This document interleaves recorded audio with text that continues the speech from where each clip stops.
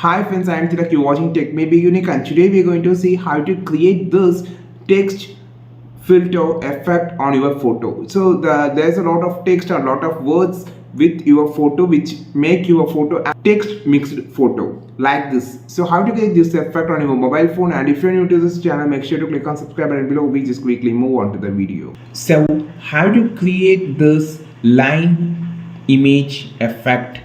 You just download the photolab picture from the Play Store first of all, then just open the application and just change to the category. Now click on the search option on the top and now search as REA, read between, BET, between.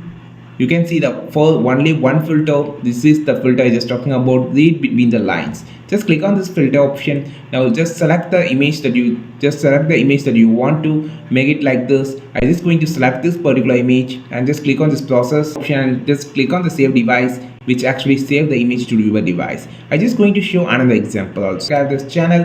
We will meet our next video with the super valuable content. This is the lecturing of from Tech Made Be Unique. Have a wonderful day.